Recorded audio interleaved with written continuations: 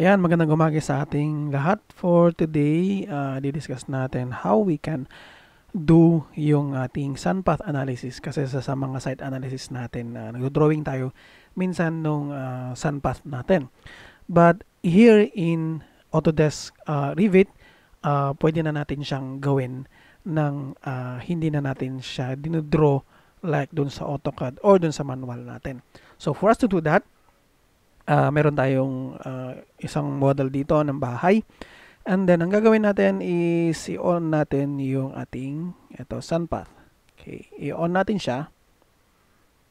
Yan. Use specified location. Kasi naglagay ako ng location kanina. Okay, so i-use na lang natin siya. Ganyan siya. Okay. And then, pwede nyong later on makikita, mapapalitan natin tong mga to. Okay, so for us na para mapalitan yan, okay, is punta tayo dito sa Solar Study. So pag open nyo dun sa Solar Study dito, mag-open ito.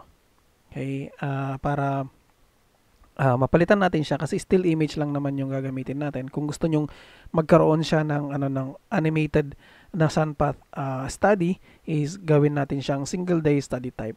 Or meron din tayong mga multi-day at saka lighting studies. Itong lighting study is usually nagagamit siya dun sa mga interior ganun. So single day study lang muna tayo. Yan. Okay, and then pwede nating palitan ito ng one day solar study, or meron din tayong summer solstice, winter solstice, spring equinox, saka fall equinox solar study.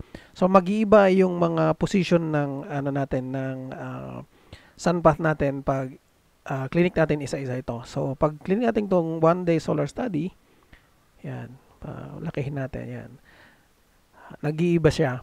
And then pagpapalitan ko din yung summer solstice, yan, nagpapalit din siya. So June 21 yung summer solstice natin. And then winter naman natin, bumababa siya dun sa December 21.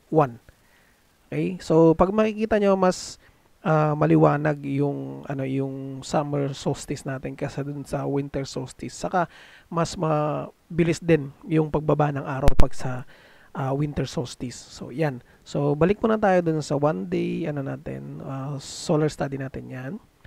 And then kung gusto niyo palitan nito, okay, kasi pag plinay natin yan, ganyan siya.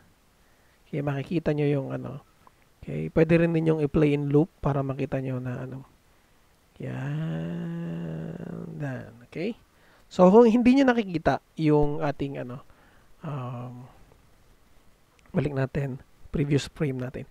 Kung hindi nyo nakikita yung yung anong tawag nito, shadow nito, okay, click nyo lang to. Okay? Yan yung itsura nung naka-off. Pero pag in-on natin yan, lalabas yung ating shadow. So, anong gamit ng ating sunpath analysis?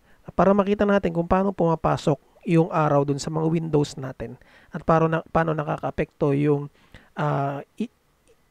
yung araw natin dun sa ginagawa nating bahay. Okay? And then, susunod natin gagawin is itong sun setting na to.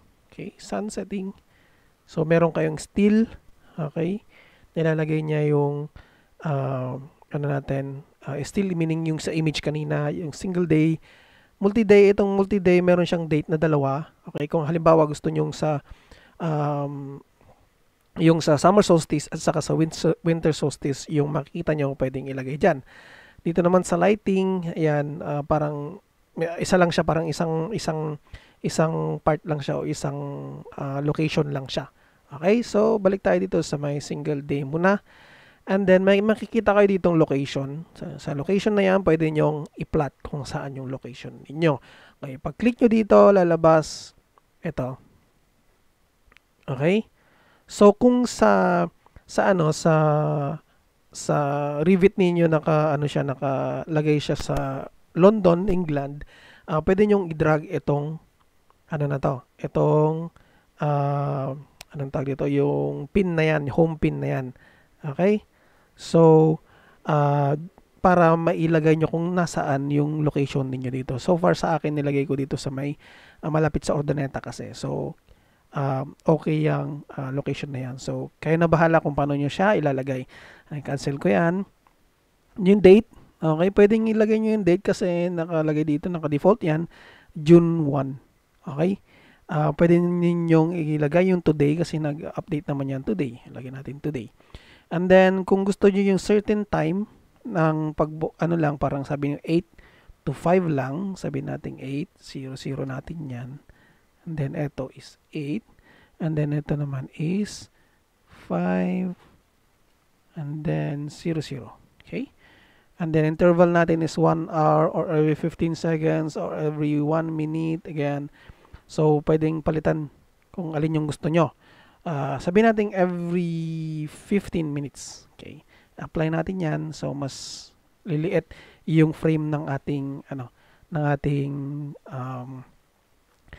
sun path. Okay? Pag in-okay natin yan, pinaka gusto ko kasi dito, piniplay lang siya in loop. Okay? Pag clinic ko tong play in loop na yan, ganyan siya. Mas smooth pag every 1 minute or every seconds yung takbo ng ating sun path. So, yan. Okay, halimbawa, gusto niyo namang parang sabihin natin medyo hindi kita yung ating anong tawag dito, yung ating shadow at saka hindi masyadong maliwanag yung araw. Pwede niyo palitan dito. Itong sunlight intensity na yan, ayan, bumababa siya. Hindi siya nag-iiba yung kulay nung model natin. Okay? And then, you have also your shadow intensity. Pag binabaan ko to, tignan nyo, bumababa din yung intensity ng shadow niya. Okay? So, remain na lang natin na medyo mataas ng konti. Okay? And then, sa speed naman, pag binabaan mo to, itong speed na yan, pag plinay mo siya, babagal yung kanyang pag-move. Okay? So, pero pag tinaasan natin ito, sabihin 10, pag clinic ko tong play na to, bibilis siya.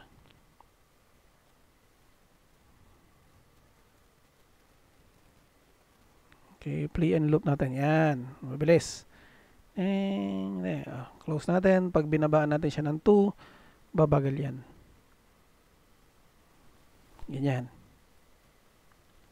Okay, so halimbawa naman gusto mo makita yung sun path analysis nung sabihin nating summer solstice saka sa winter solstice. So dito mo lang siya papalitan, sun settings, and then multi-day, and then sabihin nating multi-day solar. Ito, multi-day solar study. Ito is palitan natin siya ng June 21 kasi June 21 yung ating winter solstice. Yan. And then ito naman is December 21. Okay? Lagyan na lang natin from, pag clinic natin tong sunrise to sunset, ibig sabihin magsisimula siya dun sa sunrise papuntang sunset. Okay, apply natin yan, then click OK. So, ito na yung makikita natin na itsura ng ating summer solstice saka winter solstice. Okay, pag plinay nyo yan, ganyan yung itsura niya.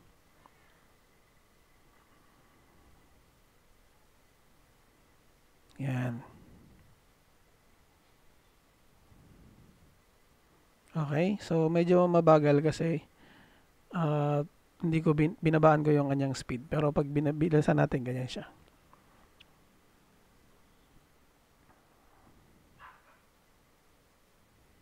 Yan. Close na natin dyan. So, yan. Ganyan yung magawa o gumawa ng ating ganyan, yung ating sun path analysis natin. So, para magamit nyo dun sa mga architectural studies nyo pagdating sa site analysis. So, hanggang doon na lamang muna yung ating gagawin ngayon. So, pag nagawa nyo to, pag-aralan nyo na lang ng mabuti yung mga iba't ibang settings dito. Okay? So, have a good day everyone and thank you and hanggang dito na lang. Salamat!